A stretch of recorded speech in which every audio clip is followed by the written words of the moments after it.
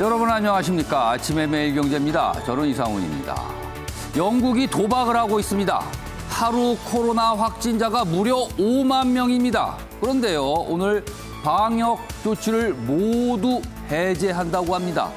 이래도 힘들고 어차피 저래도 힘들다는 건데 코로나와 그냥 함께 살겠다는 영국의 실험. 과연 성공할지 실패할지 전 세계가 지금 주목하고 있습니다.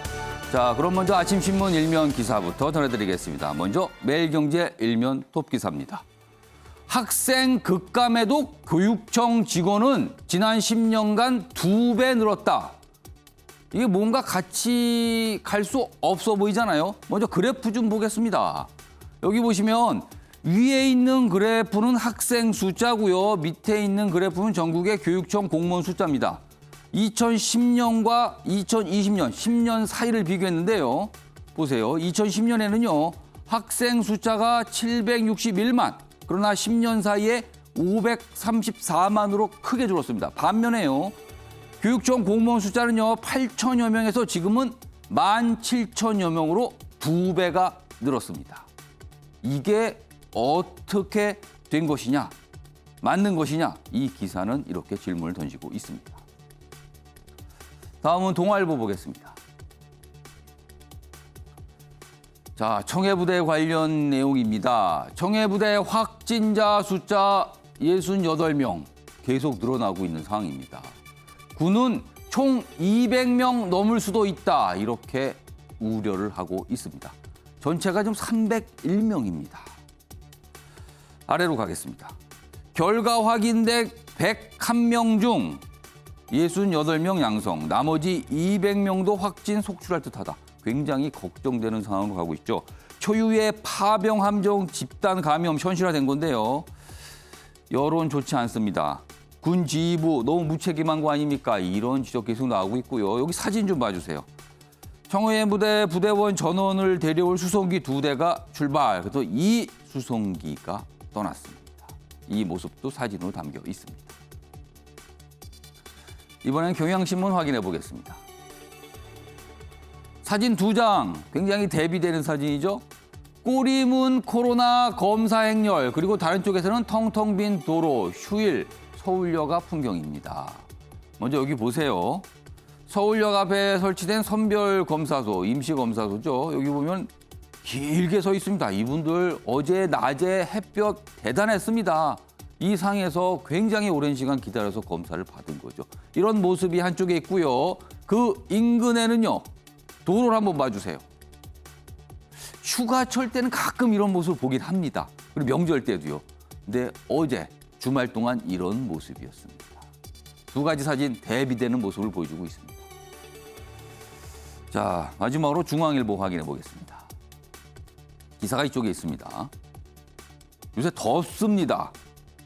그리고 전기 사용이 급증하고 있죠.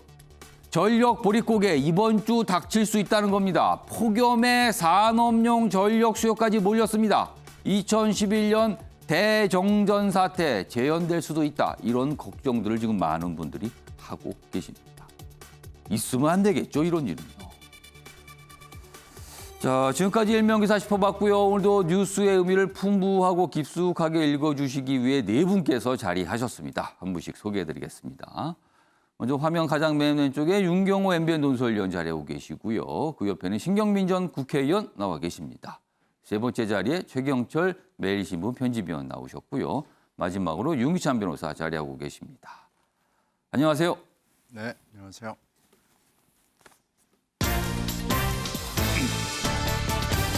오늘 다룰 주요 이슈들을 정리했습니다. 아침을 여는 키워드 7월 19일 월요일 순서 네 가지 키워드 화면에 있습니다. 먼저 첫 번째 키워드 확인해 보겠습니다. 이런 데도 가야 하나? 문재인 대통령의 도쿄 올림픽 개막식 참석. 그러니까 일본 방문이에요. 참 말이 많았습니다.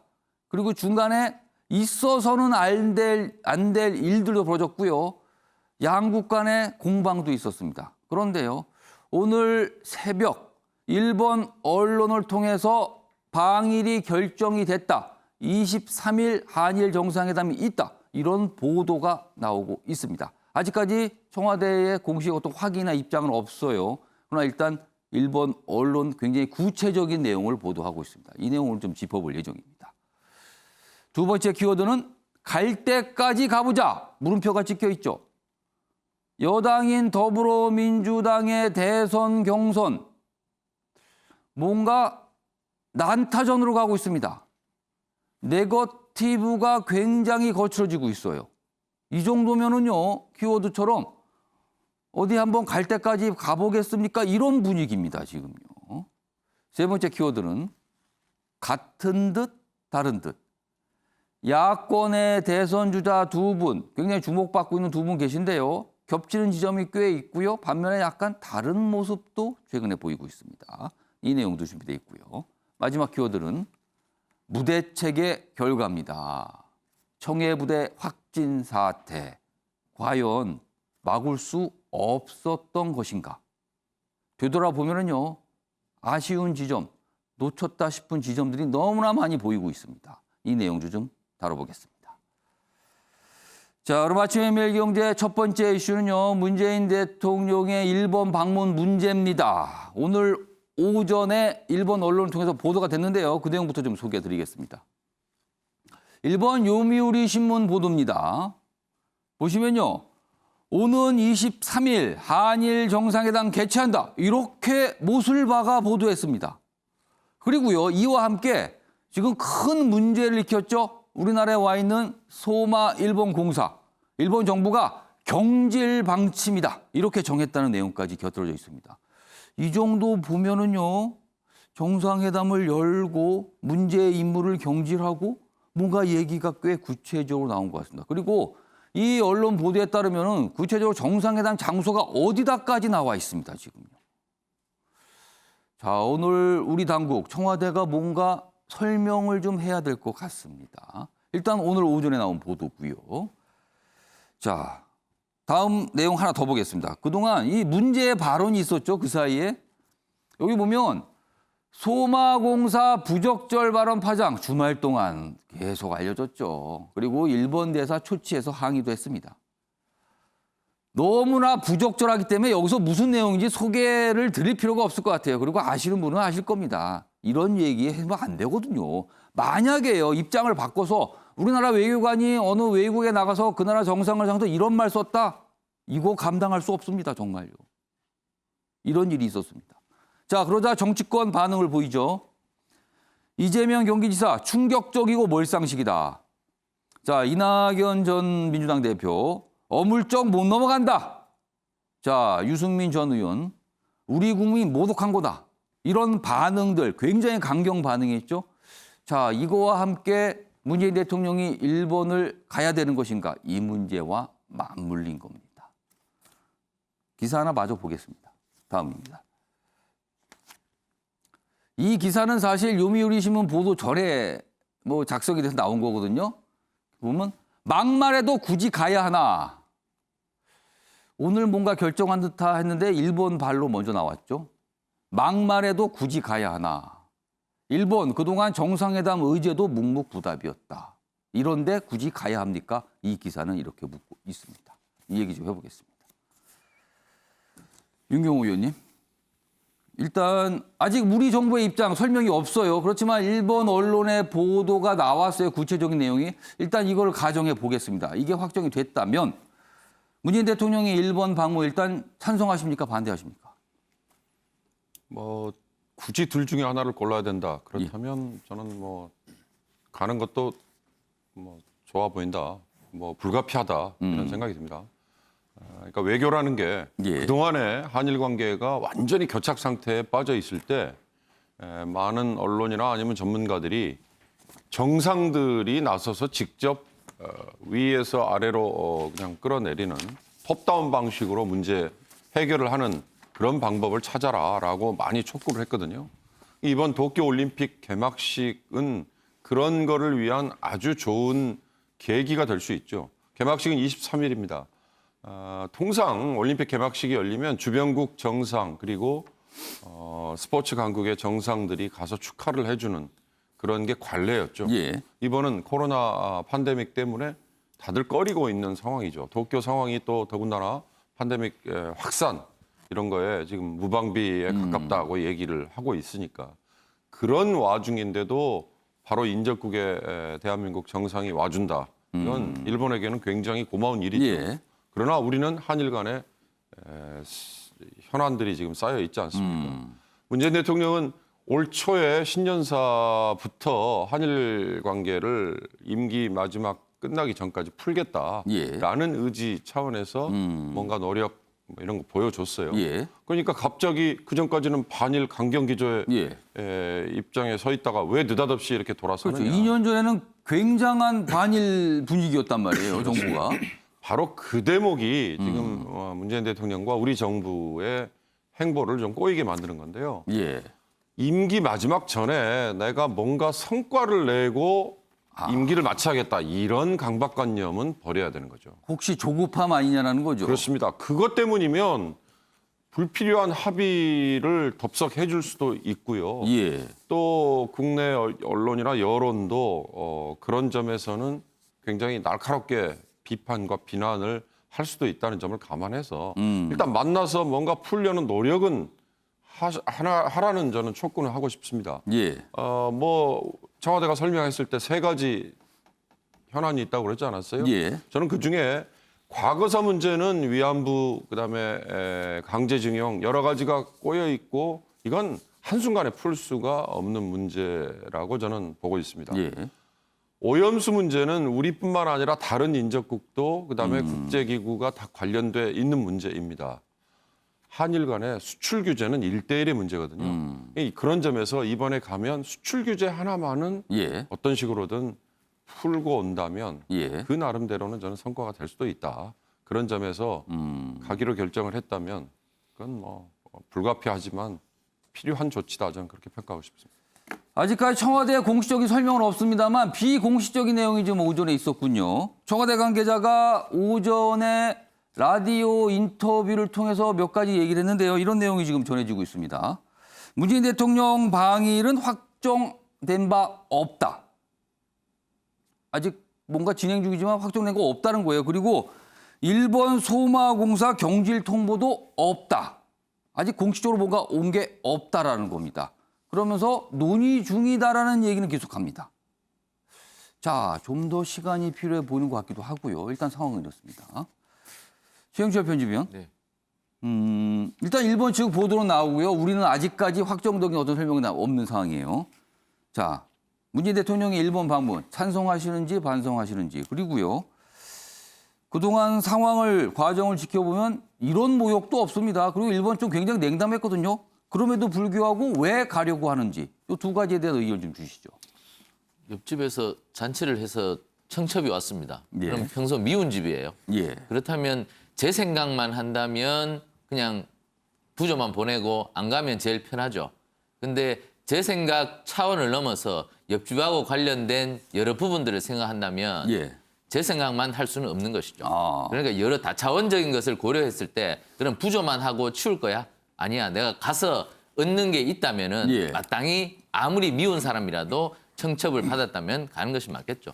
저는 이 잔치가 벌어졌는데 우리가 지금 선수단도 파견해놨습니다. 그렇습니다. 우리 선수단 격려의 차원도 있는 것이고 또 대통령께서 일본에 간다면 그동안 일본과의 관계 속에서 미국이 원했던 것들, 미국은 지금 중국을 견제하기 위해서 한일 동맹을 강화하라는 여러 가지 시그널을 보내고 있지 않습니까? 예. 그런 차원에서 우리가 이번에 잔치집에 간다면 한일 관계에서 조금 관계 개선이 된다면 미국의 얼굴이 밝아질 것이고 미국이 그렇다면 북핵 문제를 다루는 데 있어서 우리의 목소리를 좀 더 들어줄 수도 있는 것이고 이러한 지역안보 체제에서 우리가 좀 이번 일본 방문을 좀 봤으면 하는 것이 저희 바람이고요. 그런 측면에서 대통령께서 가실 마음이 좀 있는 것 같아요. 예. 그렇기 때문에 잔치집에 가서 아무리 미운 사람이라도 이번만큼은 청첩장 잘 받았다고 해서 좀 밝은 얼굴로 여러 가지 우리가 국익을 위해서 좀 받아낼 수 있는 것 받아내고 그리고 여러 가지 관계 개선을 위한 노력을 해준다면 우리가 미래를 향한 우리가 국가 외교를 펼치는 것이지 자꾸 과거만 봐서는 예. 저희가 국익을 챙길 수 없다고 생각합니다. 이번에 아무리 미운 사람 잔치라도 한번 가서 우리 국익을 최대화할 수 있는 여러 가지 전략과 전술들을 한번 펴는 자리가 됐으면 하는 것이 저희 바람입니다. 그러니까 문재인 대통령이 어떻게 하든 스가 일본 총리와 정상회담을 하려고 하는 그 모습의 뒤에는 미국 바이든 대통령의 강력한 요청이 있었을 수 있다. 이렇게 보시는 겁니까? 그렇습니다. 일본이 저렇게 역사 수정주의를 강하게 들고 나오는 것은 항상 뒤에 미국의 온정주의가 있었거든요. 예전에 문세광이 유경수 여사를 쐈을 때 예. 박정희 대통령 일본과 단교를 하려고 했었습니다. 하지만 미국의 압력 때문에 단교를 할 수 없었고 80년대에도 마찬가지였죠. 일본이 교과서 파동을 일으켰을 때 당시 전두환 정부도 마찬가지였습니다. 일본에게 도저히 이번만큼 참을 수 없다. 예. 강한 메시지를 줘야 된다고 결심을 했습니다마는 미국이 항상 끼어들었죠. 그런 측면에서 우리가 이 구조를 과연 탈피할 수 있는가? 이 구조를 탈피할 수 없다면 우리가 적당한 타협 안에서 우리가 국익을 최대화할 수 있는 노력들을 기울여야지 안 되는 것을 억지로 우리 감정만 내세운다고 해서 우리 국익을 챙길 수는 없다. 이런 측면에서 좀 더 이성적이고 냉정한 그리고 합리적인 접근이 필요하다고 그럼 볼 수 그런 있습니다. 측면에서는 2년 전에 굉장히 반일 분위기로 몰아간 거는 실수입니까? 그러면 그거는? 그것은 우리 정부의 어떤 문재인 정부의 전략적인 어떤 국내의 인기 영합주의적인 측면이 있지 않았나 저는 이렇게 생각합니다. 그때도 좀 더 냉정하게 풀 수 있지 않았을까? 예. 저는 이번에야말로 문재인 대통령께서 임기 말에서 좀 더 국익에 부합하는 좀 더 예. 냉정한 판단을 좀 이어갔으면 하는 것이 국민의 바람이기도 할 것입니다. 자, 아직은 뭔가 우리 당국에서는 확정적인 설명이 안 나오고 있죠. 근데 일본 언론 통해서는 23일 날짜까지 나오고 있습니다. 자, 그렇다면 가정을 해보겠습니다. 한일 정상회담이 23일 열린다는 가정을 하고요. 그렇다면은 의제가 있을 겁니다. 그동안 여러 가지 얘기가 있었는데요. 이 정도로 정리가 됩니다. 화면에 보면은요. 한일이 풀어야 할 과제들, 주로 우리 관심사가 많죠. 우리 입장에서 좀 나온 내용들인데요. 첫 번째가 후쿠시마 오염수 방류 문제. 이거 우리 반발하고 있는 내용이에요. 그리고 두 번째가 일본이 지금 수출 규제하고 있죠. 뭐 일본 내에서도 비판이 많습니다만 이것도 있다. 그리고요. 이른바 이제 과거사 문제입니다. 강제징용, 위안부, 독도 이 문제. 이른바 역사 왜곡 관련 사안인데 크게 보면 이렇게 세 가지가 지금 있습니다. 자, 신경미 전 의원님. 네. 이 세 가지 가운데요. 한일 정상회담을 통해 실질적으로 풀 수 있는 사안은 무엇인지 그리고 최소한 이 정도 사안은 풀어야 한다고 할 수 있는 사안은 무엇인지 설명 좀 해주시죠. 그 역사 왜곡 문제는 이게 뭐 단시간에 해결될 수 있는 성격의 문제가 아니라는 거 우리 모두 이해하잖아요. 굉장히 오래됐죠 또. 이건 뭐 누십 년이 됐고 예. 어떻게 보면 세기 동안 진행된 거기 때문에 이 부분에 대해서는 뭐 원칙적인 얘기할 수 있겠지만 특별한 합의나 협의가 이루어지기가 어렵고요. 예. 수출 규제 문제는 이게 지소미아와 연결이 되어 있기 때문에 지소미아와 주고받으면서 뭔가 성과를 낼 수 있죠. 그리고 수출 규제는 일본의 기업이나 또 유럽의 기업을 통해서 사실상 별로 그렇게 큰 의미를 갖지 못한다는 것이 이미 입증이 됐습니다. 그래서 지소미아와 말하자면 이 교환할 수 있는 그런 의제인 걸로 보이고요. 후쿠시마 오염수 문제는 지금 우리 정부의 입장이 강경화 장관의 입장과 그 뒤의 입장이 약간 좀 엇갈리고 있죠. 예. 그러나 이 문제는 이 태평양 연안국들이 한두 나라가 아니고 여기에는 미국도 포함이 돼 있고 굉장히 많은 나라들이 관여돼 있기 때문에 우리 정부가 현실적인 문제를 대안을 내놓고 얘기하면 일본이 듣지 않을 수가 없습니다. 지금 이 문제는 IAEA 등등 여러 예. 국제기구도 관련이 되어 있기 때문에 예. 우리가 좀 더 현실적인 방안 그리고 일본이 받을 수 있는 제안을 가지고 갈 경우에 충분히 합의가 가능하고요. 예. 일본의 입장에서도 일본이 전 세계적으로 어떤 그 수범을 보이기 위해서 예. 이 합의를 해줘야 됩니다. 따라서 만약에 문재인 대통령이 굉장히 좋은 현실적인 타협안을 가지고 갔을 때 예. 그것은 우리가 이뤄낼 수 있는 사안입니다. 그렇다면은 일단 수출 규제 부분은 꽤 쉽게 풀릴 수 있을 것 같고요. 네. 이 부분도 논의에 따라서 어떤 대안에 따라서는 가능성이 있다. 일단 요 순위가 되겠네요, 지금. 네, 그렇게 보이네요. 역사 부분은 이거는 너무 뿌리도 깊고 너무 첨예한 대립이라서 이건 쉽지 않다. 시간이 걸린다는 거고요. 최소한 이거 또는 이거 정도는 뭔가 타협이 있을 수도 있다. 이런 전망이었습니다. 아무튼 상황은 좀 이렇습니다.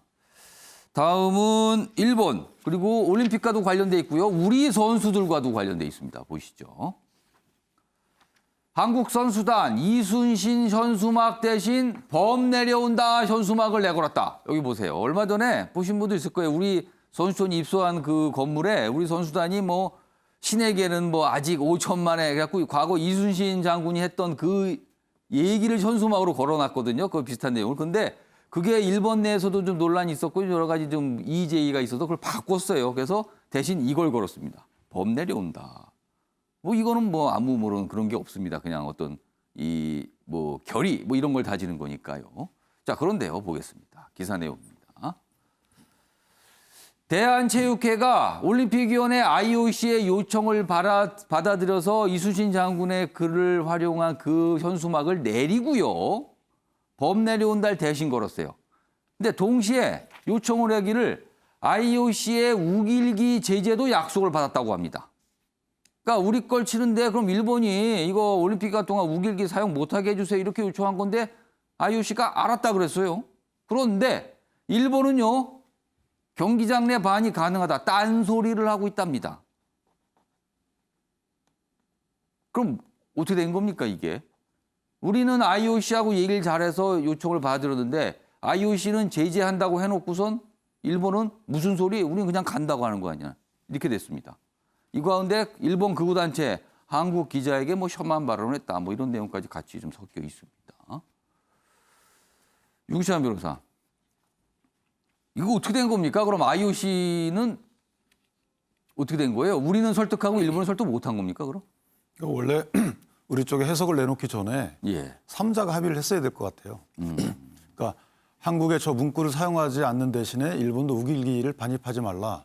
이렇게 3자가 합의된 과정에서 양쪽에 약속을 했어야 되는데 예. 지금 우리 쪽에만 해석을 내려놓고 우리가 따르고 나니까 일본 측의 해석에 대해서는 일본 측의 입장은 아직 정해지지 않았다. 이런 취지의 이제 주장들이 나오고 있는 것인데 IOC의 해석이 강제성이 없거든요. 그렇다 보니까 양측에서 받아들인다고 해야지만 가능한 거예요.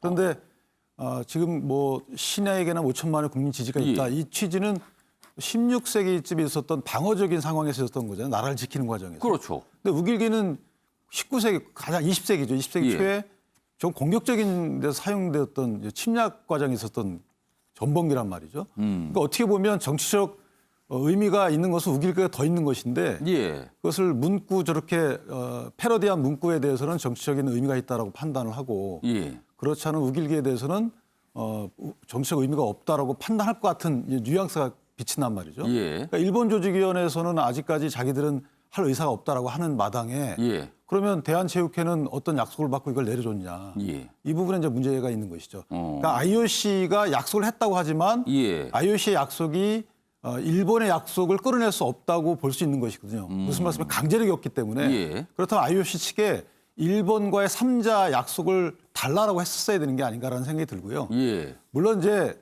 대한체육회 입장에서는 IOC가 상당히 그 신빙성 있는 그 기관이기 때문에 예. 공인기관이기 때문에 약속을 믿었다고 볼 수는 있지만 IOC가 저렇게 해석한 게 한두 번이 아니잖아요.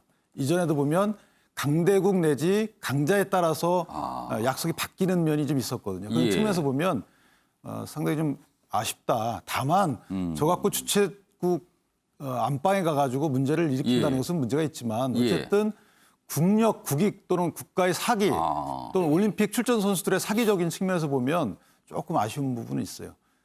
그리고 또 하나 말씀드리면 대통령께서 일본 가는 부분과 관련해서 예. 저는 일본과의 어떤 현안에 대한 협상 차원에서 간다고 보진 않아요. 그러니까 최근에 정부가 대북 정책에 있어서의 예. 일본의 기업 및 활용 방안이라는 이런 용역을 낸 적이 있단 말이죠. 예. 그러니까 미국 입장에서 보면 위원님이 말씀하신 것처럼 대중국 견제 차원에서 일본과 한국이 협력했으면 좋겠다라는 차원의 이제 동북아 어떤 전략을 갖고 있는데 예. 대통령께서는 대북 정책의 대화를 재개하는 측면에서 일본이 좀 필요하다. 예. 일본의 납북자 문제도 있고 하기 때문에 일본도 북한과의 대화 재개의 어떤 수요가 있거든요. 특히 스가 총리가 이제 9월 달에 그만둬야 되는데 사실 스가 총리 입장에서도 올림픽이 성공적인 개최가 아닌 것이 되고 그다음에 본인의 여러 가지 측면에서 지지율이 20%까지 떨어졌단 말이에요. 예. 그렇다면 양국이 어느 정도 돌파구 내지 정치적인 능력을 보여주는 측면에서 보면 예. 대북 대화라는 공통 분모가 있을 수 있어요. 그렇다면 어쨌든 수출 규제를 풀면서 지소미아를 복원시키고 그 동력을 이용해서 대북 대화에 나선다면 예. 그러니까 한국의 대통령, 일본의 총리가 예. 국내 정치적인 활로를 모색할 수 있는 하나의 계기가 되지 않겠느냐라는 생각이 드는데 그것만 갖고 가시기보다는 일본과의 최소한 저는 개인적으로 위안부 문제는 좀 풀어야 된다. 위안부 문제 경색을 가져온 것은 일본의 태도도 있지만 문재인 대통령께서 사실은 합의 부분도 없지 않아 있단 말이죠. 그렇다면 그것을 마무리 짓는 것도 문재인 대통령께서 하실 일이 아닌가. 대법원의 판례만 문제 삼을 것이 아니고 예. 이낙연 총리 등이 제기했던 문제들이 있어요. 1+1 이런 해결 방안들이 있기 때문에 이런 해결 방안들을 전향적으로 검토해서 예. 그 문제를 반드시 해결하고 오시면 저는 상당한 성과가 있는 회담이 아닐까라는 생각. 아직까지 우리 정부의 어떤 확정된 설명은 안 나오고 있습니다. 오늘 뭐 어떤 식으로 설명을 해야 될 것 같아요. 기다려 보도록 하겠습니다.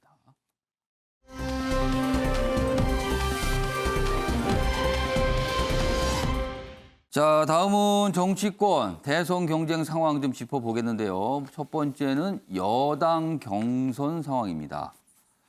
뭐라고 설명할까요? 난타전? 난타전이라는 표현이 오히려 약한 것 같기도 합니다. 기사 좀 보겠습니다. 이재명, 이낙연 향해 박정희 찬양하던 분. 이게 좀 여당이라는 거를 감안하면요. 엄청난 비난일 수 있습니다.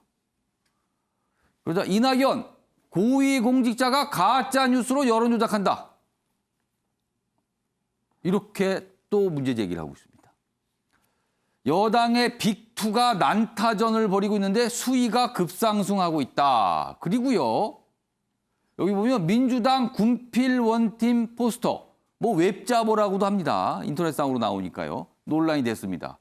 그래서 뭐 김두관 후보는 비열한 마타도다 이렇게 비판을 하면서 뭐 이재명 지사에 관련된 얘기 뭐 글도 써서 뭐 이재명 지사가 또 호응을 보이기도 했습니다.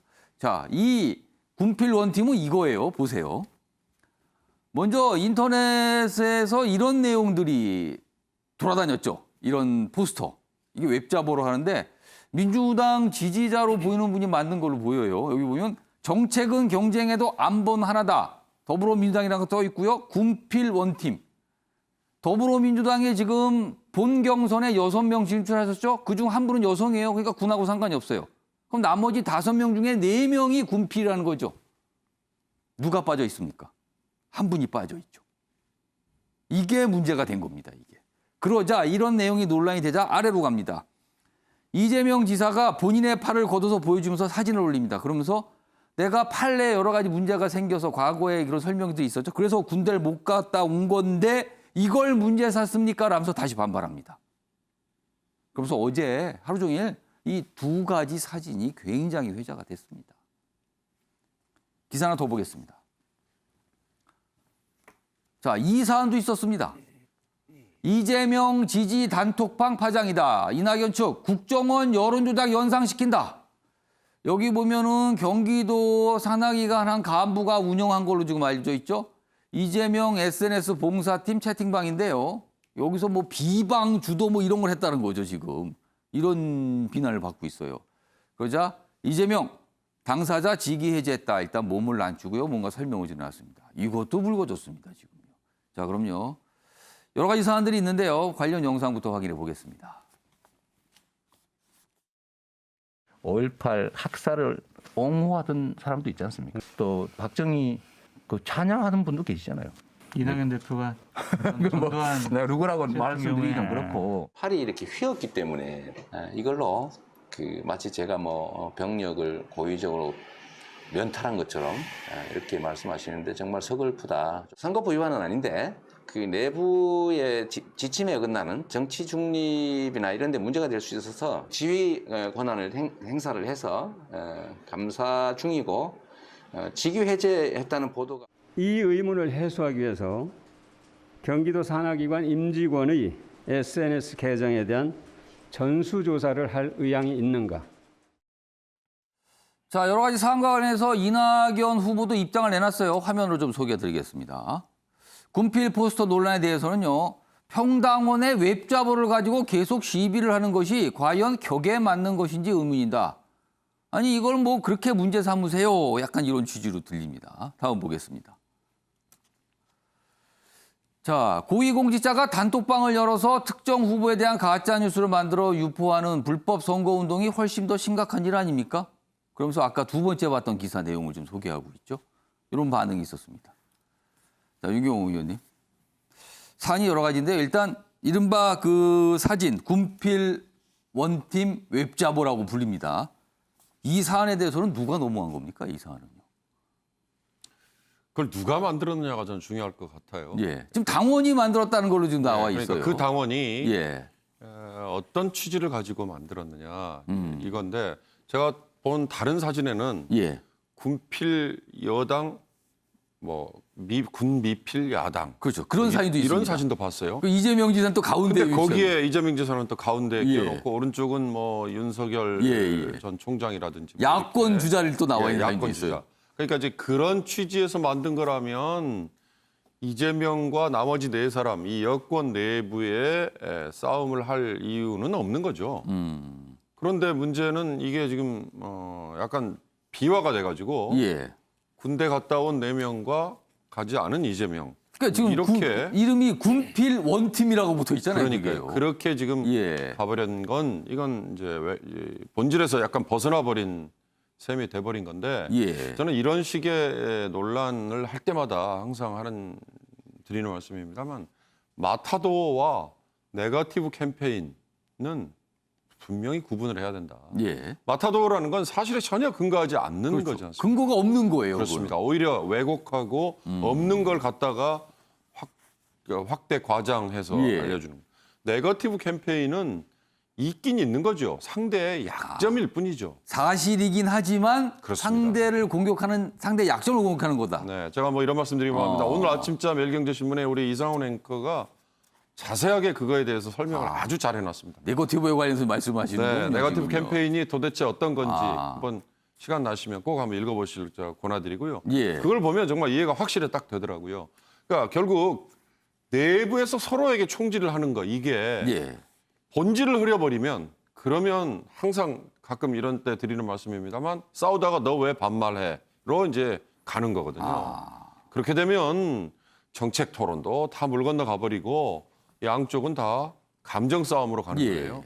경기도 교통연수원 간부가 운영했다는 저 단톡방도 만약에 저걸 이재명 지사가 시켜서 했다. 그러면 이건 정말 조직적인 범죄가 되는 거죠. 예. 캠프에서 시켜서 했다. 예. 그러면 조직적인 범죄가 되는 거예요. 그러나 개인의 일탈이고 개인의 과잉 충성이다. 그래서 그걸 아는 순간 바로 제동을 걸고 만류를 했다. 예. 그렇다면 더 이걸 논란을 더 키울 필요는 없는 거 아닐까. 왜?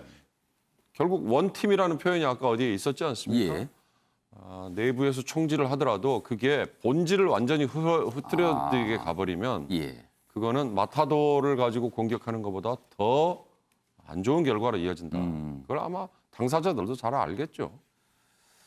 자, 사실은 선거가 있을 때마다 네거티브 캠페인이라고 부르죠. 상대의 약점을 집요하게 파헤쳐서 알리고 얘기하고 뭐 이러는 겁니다. 늘 있어 왔죠. 그런데 지금은요. 경선 과정에서 조금 지나치게 치열한 거 아니냐. 좀 너무 가는 거 아니냐. 이런 얘기들이 나오고 있는 상황입니다.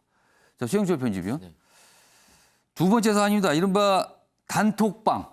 일단 단톡방이 있는 건 확인이 됐어요. 그리고 뭐 운영자가 누구 이런 얘기가 나왔죠. 그리고 뭐 관련자를 직위 해제했다. 뭐 이런 얘기가 나왔습니다. 이건 어떻게 보셨습니까? 공직선거법이 지금 제정이 돼서 지금 우리 대표들을 뽑는 선거 과정을 잘 관리하고 있는데요. 그중에 가장 잘한 부분이 공직선거법이 우리 선거에 나온 분들이 입은 풀어주고 돈은 막아놨습니다. 입은 풀어줬다. 입은 열심히 풀어주고 열심히 떠들어라. 그리고 자기 자랑 많이 하고 그리고 상대가 잘못한 거에 있었으면 비판을 해라. 그 부분에 대해서 입은 풀어주고 돈은 자물통으로 잘 잠궈놨는데 요즘 대표들을 뽑는 선거에 있어서 가장 안 되는 부분이 손가락을 못 잠그고 있다는 겁니다. 손가락으로 하는 이 SNS 비방은 예. 반론도 할 수 없고 일방적으로 퍼져버리면 주워 담을 수도 없고 그렇죠. 그러니까 퍼지고 나면 그것은 고스란히 피해자의 몫으로 남는다는 것이죠. 그렇기 때문에 이 손가락으로 하는 SNS 비방은 예. 그야말로 등 뒤에서 총을 가격하는 것이죠. 토론회에서 말로 서로 비판하고 지적하고 이것은 반론이 가능하죠. 그렇지만 SNS에서 손가락으로 마구 비방하는 것은 반론이 불가능하기 때문에 그야말로 그 폐해가 심각하다 아니할 수 없죠. 그렇기 때문에 이 경선 후보자들이 정말 이제 손가락 부분에 대해서 예. 조금 자제할 필요가 있다. 그러면 경선 후보자들이 이렇게 얘기하겠죠. 내가 손가락 안 눌렸어. 누가 모르는 그러겠죠. 사람이 했어. 아니 내가 말릴 수도 없습니다. 이러면 어떻게 그렇습니다. 됩니까? 그것은 스스로 캠프에서 절제를 하고 제어할 수 있는 제도를 만들어야 되죠. 이재명 지사가 지금 잘못하고 있는 부분은 1등 예. 후보입니다. 예. 1등 후보라면 경기도지사 계속 유지할 수 있겠습니까? 저는 경기도지사를 유지하면 유지할수록 이재명 지사에게 아부하려는 여러 공직자들이 나타날 수 있다. 지금 이번에 유관단체 뭐 임원이라는 분이 불거졌는데 예. 저는 이 제2의 제3의 유관단체 임원이 계속 나타날 수 있다. 그렇기 때문에 1등 후보라면 지사직 던지는 것도 지금 굉장히 생각해 볼 필요가 있다. 이것 결단하지 않으면 계속 누군가가 손가락으로 비방하고 뒤에서 총 쏘는 행동을 하기 때문에 저는 이 부분에서 이재명 지사가 좀 통 큰 결단을 내려줬으면 선거판이 좀 더 깨끗해지지 않을까 이렇게 생각합니다. 뭔가 좀 이렇게 매듭을 줘야지만 더 이상 재발하지 않을 것이다. 그런 말씀이시네요. 자, 지금까지 벌어지고 있는 상황을 좀 전체적으로 정리하면서 뭔가를 좀 지적하는 기사가 오늘도 하나 있더군요. 보겠습니다. 다음입니다. 점점 커지는 이 비방전. 작아지는 정책 대결 목소리. 자, 그동안 이재명 경기지사의 일강구도 뭐 이렇게 됐었어요. 그런데 최근에 이낙연 전 대표가 추격을 하고 있습니다. 그래서 뭐 일강일중 그리고 그 이상 갈 수 있다. 뭐 이런 상황입니다. 그래서 그런지 비방전이 굉장히 치러졌다는 거죠. 좀 더 보겠습니다. 경선이 과열 양상인데 뭐 앞선 내용 여기 뭐 이런 말도 있군요. 사이다 아닌 독국물이다. 박정희 찬양하던 분이다. 이 정도 얘기를 서로 하면 이건 진짜 큰 싸움으로 가는 것 같아요, 지금요. 자, 그런데 여기 보시면 문제는 이겁니다. 당내 경선이 끝난 뒤에 과연 화학적 결합이 될까? 이 정도면 의문 아닌가? 끝나면 경쟁자들은 탈락했잖아요. 그렇지만 선택된 당의 후보가 된 후보를 지원해 줘야 되잖아요. 근데 이게 되겠냐는 거죠. 신경민 전 의원님. 이거 화학적 결합 되겠습니까? 지금 이 상태면 경선이 끝나는 9월까지 계속 이 상태로 가는 겁니까? 지금 이게 TV 토론부터 시작이 됐는데요. 예. TV 토론을 4번 했는데 그 일주일여 동안에 이재명 지사의 기본소득 정책 그리고 최대 업적이 허물어지면서 이 지사가 치명상을 입었어요. 그거에 대한 다른 후보들의 공격이 대단했죠. 그러니까 그때 이제 추미애 대표하고 이 지사가 한 편을 먹고 나머지가 공격을 하다 보니까 토론 4번 만에 이게 허물어져 버리니까 예. 이 지사가 아웃복싱으로 돌아서기 시작한 겁니다. 그러면서 토론은 지금 하여튼 일단 잠정적으로 연기가 된 상태에서 예. 계속 언론을 돌거나 기자회견을 통해서 일을 진행하다가 예. 16일 밤 JTBC 보도로 경기도 단톡방. 그 예. 단톡방 사건이 경기도 공직자의 단톡방 사건이 나면서 17일 아침 뉴스에 이 지사가 나와서 이제 이재명 지사의 멘트상으로는 예. 누구라고는 특정을 안 하는데 누가 봐도 이낙연 대표인 것을 분명히 지적을 하면서 예. 이제 박정희 찬양 운운하는 발언이 나와서 예.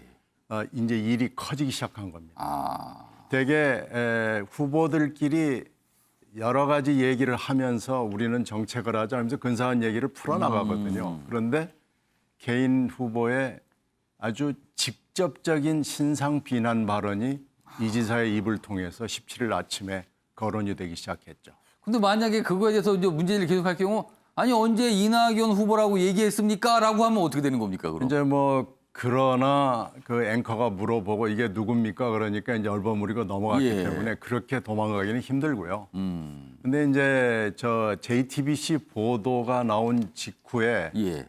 그 사람을 그냥 제의시로만 얘기를 했는데 확인이 됐어요. 예.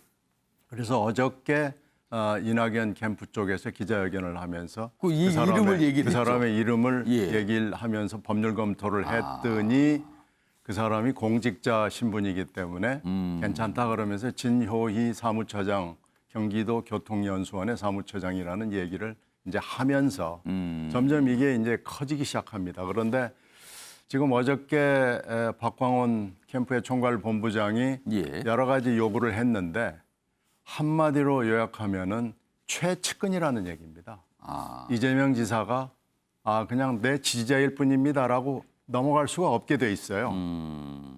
그러니까 만약에 이재명 지사가 나와는 무관한 일이다라고 주장을 하려면 예.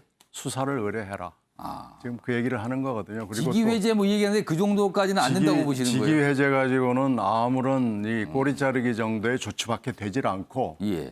만약에 정말로 나하고는 상관없는 거다라고 자신이 있으면 예. 수사를 의뢰하고 유사한 사건들이 또 있는 것이라는 첩보가 돌아다니니까 그것까지 다 몰아서 예. 검찰이나 경찰이나 수사를 의뢰를 해라. 지금 그런 얘기거든요. 그러니까 이 사건이 커질 수밖에 없고 이게 지금 여러 가지 함의를 봤을 때 예. 굉장히 이 앞으로의 경선 과정이 좀 우울해 보입니다. 그러면 2017년 사실 경선이 끝난 뒤에도 진통이 계속 남아 있었거든요. 이번에도 그렇죠. 또 그러는 겁니까, 그러면? 지금 이 사건은요. 2012년에 국정원 댓글 사건을 연상시키고 그 당시에도 있었습니다만 다들 기억하실 거예요. 시발단 사건 비슷한 것들이 예. 굉장히 많았거든요. 예. 그래서 이 사건 JTBC 보도로 촉발이 되고 후보들끼리 서로 지금 입에 오르내리기까지 예. 됐으면은 이 사건의 파장은 간단치가 않습니다. 알겠습니다. 여기 지금 보면요, 요 내용 좀 다시 한번 소개해드리겠습니다. 이게 이제 단톡방 관련된 건데요. 이낙연 전 대표 측 여기 보면 이거는 과거 국정원 사건을 떠올리게 한다 이렇게 하면서 강하게 비난하고 있고요. 그다음에 이재명 경기사는 설명을 했죠. 해당 인물 직위회제 후에 조사 중이다. 조치 취했다. 지금 알아보고 있다. 뭐 이런 입장을 좀 내놓은 상황입니다. 거칠어지고 있습니다. 거칠어지고 있습니다.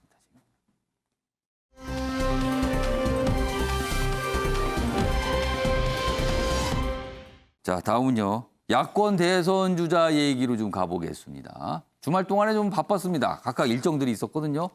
지역 행보를 좀 했죠. 자, 먼저 윤석열 지지율 반등 하나, 최재형은 새 결집 하나, 골든 타임을 지금 보내고 있다. 아주 중요한 시점이라는 거죠. 여기 보시면 여기 사진 좀 봐주세요. 윤석열 전 총장은 지난 17일 광주 5.18 민주묘지를 참배했습니다. 그래서 이런 모습이 나와 있고요. 그리고 가서 좀 여러분들도 만나고 왔습니다. 그리고 옆에 사진은요. 최재형 전 감사원장은요. 역시 지난 17일 부산 해운대입니다. 석대 사거리 등촌교 부근에서 봉사활동을 하는 모습입니다. 이런 모습이 있었습니다. 그러니까 부산과 광주를 각각 다녀왔다는 거죠. 기사 내용 좀 보겠습니다. 윤, 일이 일비 않고 외연확장 독자 행보트 내일 대구 방문 예정입니다. 예고를 했습니다. 이렇게. 일이 일비 않고라는 거는요. 최근에 지지율이 좀 하락상이냐 이런 지적을 받고 있기 때문이에요. 8월 말 경선 전에 새 모으기가 과제다. 일단 입당을 했으니까요. 열린 캠프 가동 속도전. 열린 캠프라고 본인의 캠프 이름 정했는데 열린 캠프가 여당 내도 열린 캠프라는 이름이 있는데 이름이 겹치네요. 좀 여기요. 하여튼 이런 모습들이 좀 있습니다. 자, 그럼요. 두 대선 주자들 어떤 모습이었는지 확인해 보겠습니다. 저는 오늘 여기 내려오면서 광주의 하늘, 자유민주주의와 경제 번영으로 승화를 시켜야 한다고 생각을 하고 내려왔습니다만은 아직도 이 한을 극복하자고 하는 그런 말이 나오질 않습니다. 네, 제가 국민의힘 신입 당원으로서 오늘 첫 번째 지방 행사를 우리 당원 동지들과 함께 이렇게 비 가운데에서 비가 내리는 가운데 구석구석에 있는 쓰레기를 부으며 정말 깨끗하게 만드는 일을 한 것 저에게는 굉장히 행복한 하루였습니다. 자, 기사 하나 더 있는데요. 이어가 보겠습니다. 경력과 지지층이 겹치는 윤과 최. 그런데 동선도 메시지도 여기는 차별화 전략이다. 겹치는 게 있고 다른 게 있다라는 거죠, 지금. 최재형 사무실 마련 등 속도전을 내고 있고요. 선두 윤석열 추격 위해 초반 스퍼트를 하고 있는 거 아니냐. 양측 캠프 대세를 놓고 신경전도 벌였다. 이런 내용까지 좀 섞여 있습니다. 정주혜 편집위원. 네. 먼저 윤석열 전 총장과 관련해서 지금 일단 국민의힘 입당 계속 관심사예요. 질문을 많이 받습니다만 아직 명확하게 아직 좀 더 검토다. 이런 정도의 의견만 나오고 있고요. 그리고 최근에 지지율이 약간 내려가고 있다는 평가받고 있죠. 지지율 반등도 관심사인데 두 가지입니다. 국민의힘 입당과 지지율 반등. 어떻게 전망하세요? 교문이 닫힌 거로 봐야 될 것 같습니다. 국민의힘 교문은 이미 닫혔다? 최재형 감사원장이 마지막으로 등교함으로써 이제 교문은 닫히고. 입학 못하는 겁니까? 그렇죠. 윤석열 총장이 안 들어간다고 그래서 등교를 안 하겠다 나는. 교문 닫아라. 나는 밖에서 공부할게. 밖에서 공부 잘한다. 굳이 내가 그 학교에 가서 지금 공부할 필요가 없을 것 같고. 학교 소속이 안 되는데. 어쨌든 그것은 나중에 생각할 것. 예.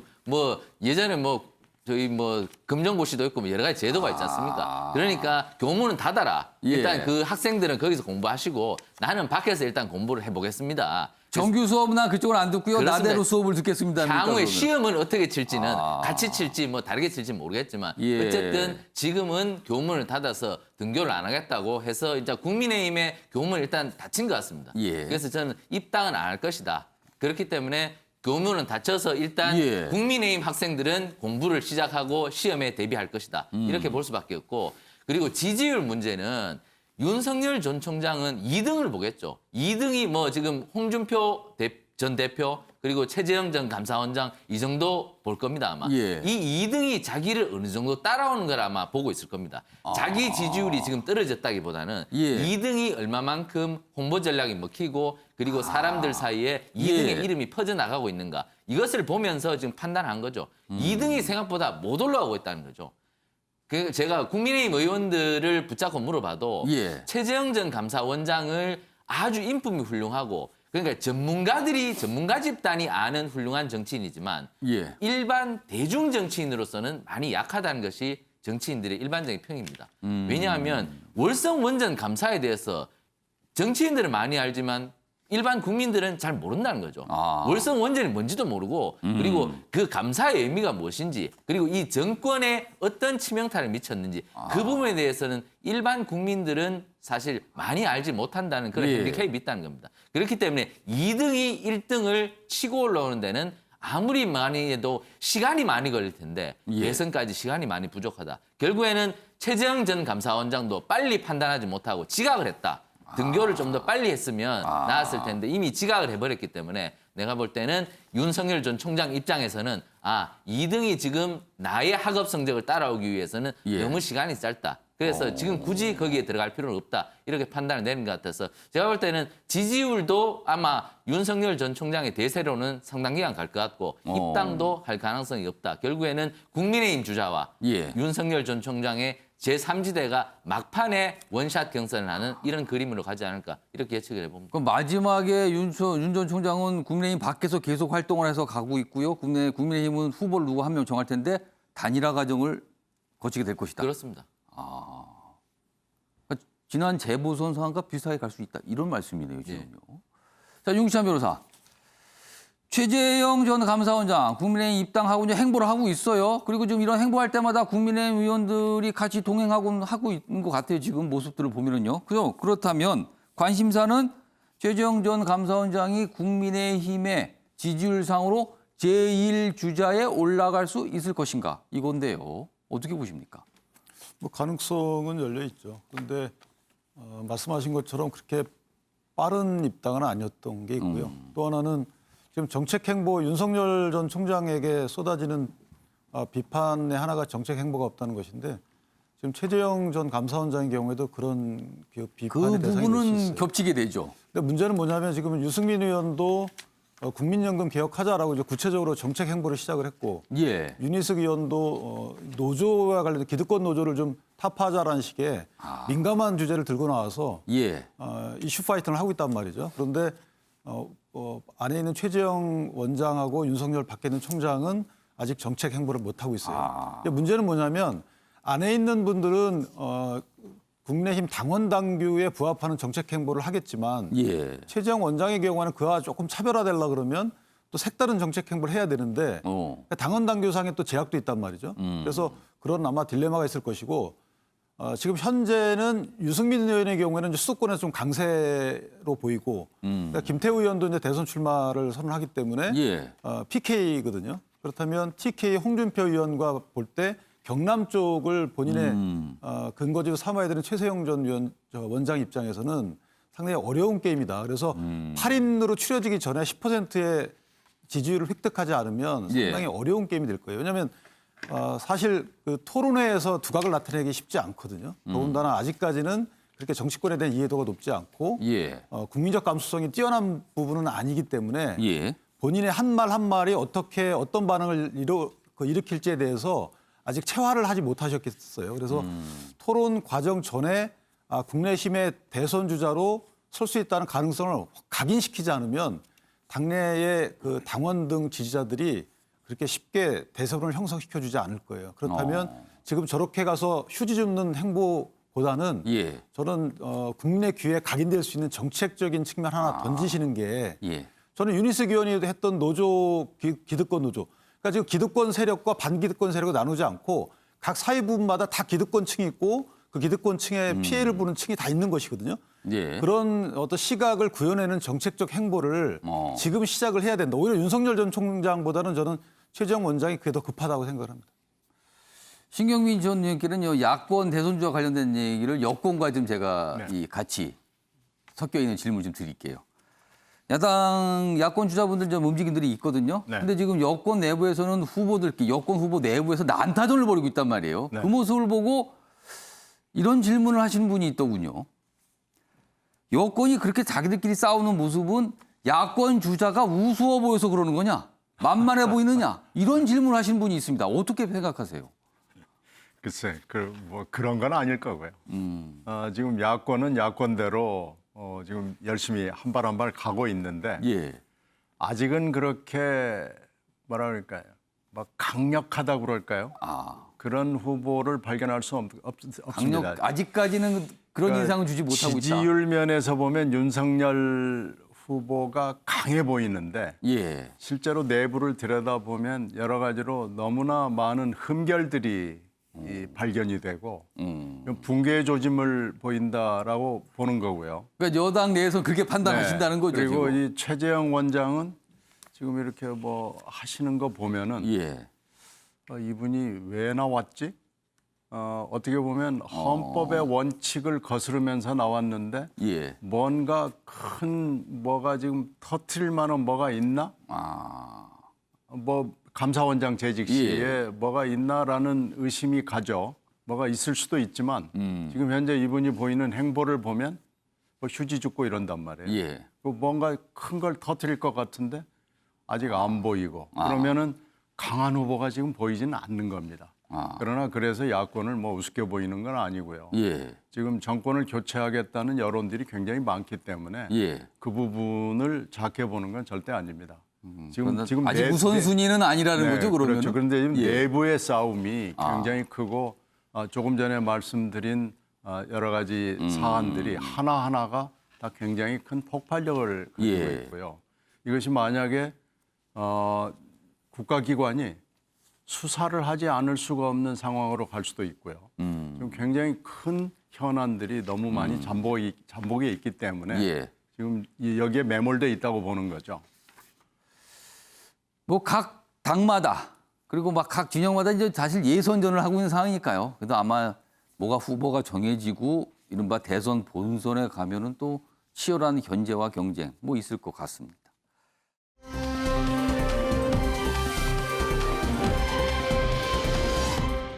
자, 다음은 청해부대 얘기 좀 해보겠습니다. 지금 부대원들을 귀국시키기 위해 떠났죠, 지금요. 보겠습니다. 최악 확진 청해부대 방심하다 당했다. 확진자가 지금 계속 늘고 있는 상황이죠. 300명 모두 지금 검사가 아직 다 완료된 건 아니에요. 300명 모두 완료된 200명은 넘을 수도 있다. 이런 걱정하고 있죠. 중증 환자 좀 생겼습니다. 지금. 외부 접촉이 없어 방역 사실상 손을 놨다. 군과 정부 백신 접종 무대책도 화를 불렀다. 지금 귀환위에서 수송기 2대 출발이고요. 순조로우면 22일 귀국할 듯하다. 뭐 이렇게 좀 전망도 좀 실려 있습니다. 기사 하나 더 보겠습니다. 고준봉암 확진 사태 겪고도 안일한 군 백신 대책이 없었다. 앞서서 이런 비슷한 걱정을 해야만 되는 상황이 있었어요. 그러니까 여기서 배울 수 있었다는 거죠. 밀집, 밀접, 밀폐 공간 문무대왕함 방역 사각지대로 남아 집단 감염됐다. 계속 방역 강화 그래서 얘기했는데 도대체 무슨 얘기를 하신 겁니까? 이렇게 묻게 되는 거죠, 지금. 자, 그럼요. 이와 관련된 영상이 있는데요. 확인해 보겠습니다. 각 군과 관계기관의 협조하에 인원과 장비를 현지로 급파하기 위한 만반의 준비를 다하고 있습니다. 지금 방금 이제 속보가 계속 들어오고 있는데요. 이 청해부대 확진자가 200명 넘었습니다. 지금 확인되고 있습니다. 300명인데요. 200명이 넘었다는 소식이 지금 알려지고 있습니다. 지금요. 큰일입니다. 자, 이 얘기 좀 해보겠습니다. 윤경호 의원님. 정부가 할 말이 없게 됐어요. 특히 고준봉함 확진 사태가 벌어진 게 4월이더라고요. 예. 해군 상륙함인데 당시에 그 밀폐된 배에서 38명. 그러면 그 당시에 이렇게 파병되어 있는 청해부대에 지금 수송기를 보내서 태우러 보낸 것처럼 예. 백신과 냉동고를 보냈어야 되는 거다. 그럼 갈 수 있었잖아요. 그렇습니다. 그렇게 신경을 썼다면. 아무리 전례가 없고 경험이 없는 거였다 하더라도 방역본부가 왜 만들어져 있는지를 묻게 만드는 건데요. 청해부대가 파병된 게 2월이었어요. 출항한 건 2월이더라고요. 예. 그리고 해외 파병하는 장병들에게 코로나를 맞춘 거는 3월부터 시작됐어요. 예. 이미 떠나버렸으니까 어쩔 수 없다라는 얘기는 너무 정말 안일했다. 그러니까 지금 이 문무대왕 하함에서 벌어지고 있는 이 사태는 국방부뿐만 아니라 지금 방역본부 자체도 너무 무지했다. 아무리 전례가 없는 일이라도 이런 예. 것들은 왜 전문가가 필요한지 예. 참 되묻지 않을 수가 없는데. 대표적인 산밀 아닙니까? 이 그렇습니다. 대상이요? 그건 뭐 밖으로 예. 나올 수도 없는 거고 그다음에 문제는 어딘가에 기착을 했을 때 그 기착했던 곳에서 물품을 조달하는 과정에서 뭐 옮겨졌을 것이다 이런 얘기인데 코로나 사태가 처음에 빈발했을 때 일본의 크루즈선 대형 크루즈선 물론 관광용이었습니다만 그때 얼마나 혀를 차고 많이 안타까워했습니까? 그런 것들이 우리에게도 비슷하게 빚어질 수 있다라는 생각을 조금만이라도 했다면 예. 막을 수 있는 일이었다. 그렇다면 지금 이 문무대왕함 그리고 청해부대 말고 다른 파병부대는 과연 괜찮은가? 괜찮은지 아. 그것부터 따져봐야죠. 그 생각부터 해야죠. 그러면. 그렇습니다. 또. 일이 터지고 나면 그때서야 지금 수송기 2대 보내면서 이런 수송기 2대 보낼 수 있는 나라가 전 세계에 어디 있겠냐 이런 얘기 한 분도 있던데 지금 그렇게 자랑할 일이 아니죠. 이거 아까 앵커가 얘기했습니다만 301명 중에 200명의 확진자가 나왔다. 검사 전원했을 경우에 이거보다 더 나올 수 있는 거고요. 더 심각한 건 만약에 사망 장병이 나온다면 이것처럼 안타까운 일이 절대 안 되는데요. 어디 있습니까? 그러니까 이건 정말 입이 10개라도 할 말이 없는데요. 거듭 말씀드립니다만 지금 파병돼 있는 다른 부대 미리 챙겨서 필요하다면 예. 수송기 아니라 뭘 보내서라도 지금 백신 빨리 맞추고 대책을 강구하는 게 미리 예방하는 거 아닐까 싶습니다. 지금 속보가 들어왔습니다. 청해부대원들 총 301명입니다. 검사를 했어요. 그 가운데 247명이 확진입니다. 82%입니다. 이거 어떡하죠? 최악의 결과가 나왔습니다. 최악의 결과. 말 그대로 산밀 지역에서 그대로 노출된 겁니다. 기사 하나 더 보겠습니다. 자, 야당 굉장히 이제 정부를 비판하고 있죠. 아니, 앞서서 북한에 뭐 백신을 줄 수 있다고 얘기했는데 파병 장병에게 줄 건 없었나, 이렇게까지 비판이 되는 거군요. 그러면은 지금 보면 반응들이 있습니다. 이거 황당하다. 정부가 정신줄 놓았습니까? 그리고 군 출신 의원들은 이건 어이가 없다. 비난이 엄청납니다, 지금요. 신경미 전 의원님, 이게 여당 입장에서는 좀 아픈가요? 이런 지적이 나오면. 이건 뭐 할 말이 없고요. 예. 이건 좀 조사를 해야 될 필요도 있어 보이네요. 근데 이제 더 큰 문제는 군이 이런 안이한 판단을 하고 안이한 대응을 하고 이 지휘 체계에 문제가 있는 것은 예. 정권을 누가 잡느냐의 문제와 상관없는 오래된 군의 고질적인 형태입니다. 지금 군 자체에 그렇죠. 뭔가 이게 잘 작동이 안 되는 거 아니냐. 뭐 어느 당이 집권을 하고 있냐, 누가 지금 집권층이냐라는 거와 상관없이 예. 지금 성군기 문제에 있어도 그렇고요. 급식 문제에 있어도 그렇고요. 그러네요. 최근에 드러난 것만 해도 그렇지 않습니까? 계속 문제가 발생하고 있어요, 지금. 하나하나 따지고 들어가면 우리가 지금 60만 대군을 자랑한다고 하면서 이 구석구석 들여다보면 고쳐야 될 대목이 한두 개가 아닌데 예. 이번에 지금 청해부대 이 사건이 하나 또다시 드러난 거죠. 예. 근데 이 청해부대 사건은 쭉 경위를 살펴보면 고칠 수 있는 이 계기가 여러 번 있었습니다. 근데 이걸 안 하고 넘어간 거 안일하게 대응을 예. 한 거고 또 현지에서 급식을 위해서 부득이하게 현지인들 내지는 물건과 접촉을 할 수밖에 없는 상황이 그렇죠. 되는데도 또 안일하게 대응을 해서 결국은 301명 거의 전원이 지금 위험해. 82%입니다. 네, 이건 뭐 조금 더 지나면은 숫자가 늘었으면 늘었지 줄어들 리가 없잖아요. 이 정도 되면은 군은 전면적 수술을 전체적으로 하지 않을 수가 없다는 결론을 내리지 않을 수가 없습니다. 예. 이 부분에 대해서 이거 하나만 이렇게 넘어가지 말고요. 전체를 다 보고 예. 이거 군은 국가적 차원에서 그리고 백년 대계를 위해서 전체적인 수술을 해야 될 시점을 지금 우리가 넘어섰습니다. 일단 나오는 숫자들 최악의 상황으로 가는 것 같습니다. 그러나 이거보다 더 나빠져서는 안 되겠습니다. 이 정도에서 멈췄으면 좋겠습니다. 자, 다음은요. 뭐 코로나 그리고 역시 방역과 관련돼 있습니다. 기사 보겠습니다. 정부 민주노총 집회 참석자 코로나 전수조사해야 된다 이런 얘기를 했죠. 그러자 민주노총 마녀 사냥 멈춰라. 3명이나 확진 나왔어요. 확진. 민주노총 집회 참석자 중 3명 나왔는데 민주노총은 이거 감염 경로가 아직 불분명한데 정부가 너무 일방적으로 얘기하고 있다 이렇게 좀 반발하고 있는 거죠. 유감 표명했고요. 뭐 심각한 갈등 빚을 것이다 이런 경고도 내놨습니다. 근데 이제 전수조사 때는 감염자가 더 들 수 있지 않을까 이런 걱정도 있고요. 서울시는 광복절 집회 일괄 금지를 했습니다. 자, 이와 관련해서요. 김부겸 국무총리의 이야기가 있는데요. 확인해 보겠습니다. 엄중한 코로나19 상황 속에서 여러 차례 자제를 요청했던 집회의 참석자 중에 확진자가 발생된 것에 대해서 깊은 유감을 표합니다.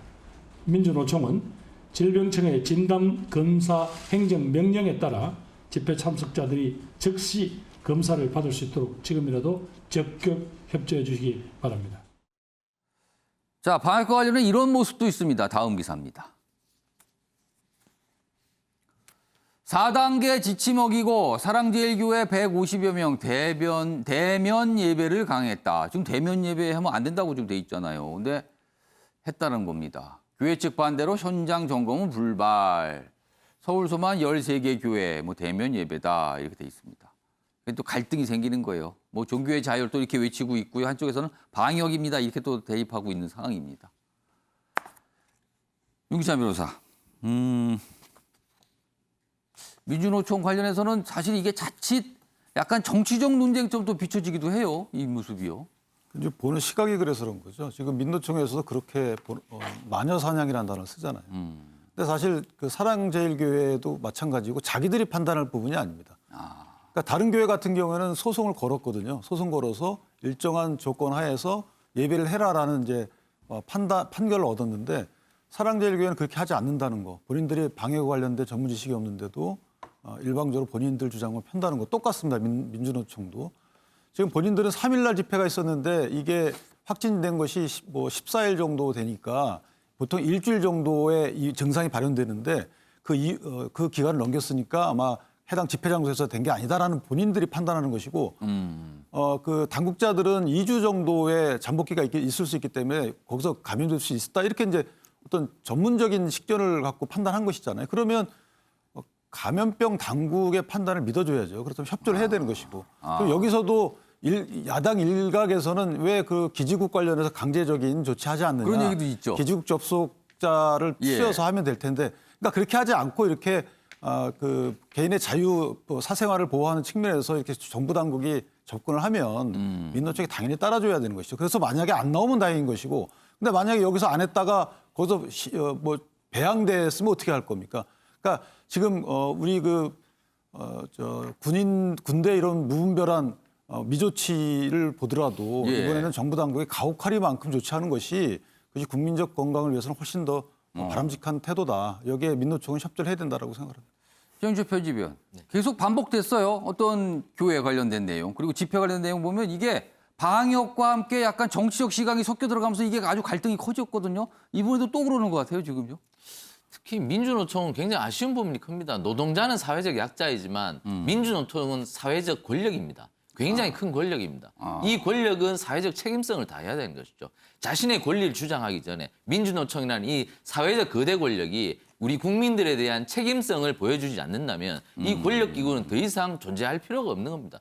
민주노총은 당시에 여의도에서 처음 집회한다고 그랬습니다. 근데 갑자기 집회 장소를 서울 종로 쪽으로 바꿔버렸습니다. 그렇기 때문에 또 엄청나게 종로 쪽에 많은 사람들이 교통체증 때문에 피해를 겪었습니다. 교통체증이 일어나면 주변의 소상공인들 그야말로 글로 표현할 수 없는, 말로 표현할 수 없는 피해를 입습니다. 그 부분에 대해서는 왜 한마디도 그 반성의 빛도 없고 책임성을 가지 않는 겁니다. 민주노총이 이제 사회적 권력기구로서 좀 더 책임 있는 자세로 국민들에게 다가왔으면 하는 것이 많은 국민들의 바람일 겁니다. 자, 다음은 마지막 기사인데요. 소개해드리겠습니다. 날씨와 관련돼 있습니다. 요즘 덥죠. 그런데요. 이번 주 장마 장마가 있긴 있었나요? 근데 아무튼 끝난답니다. 열돔 시작. 진짜 폭염은 아직 안 왔답니다. 곧 온답니다. 지금까지 겪으신 더위는요. 예비였습니다. 진짜 더위가 온다고 합니다. 자, 아침의 매일 경제 오늘 여기서 마무리하겠습니다. 시청해 주신 여러분 고맙습니다.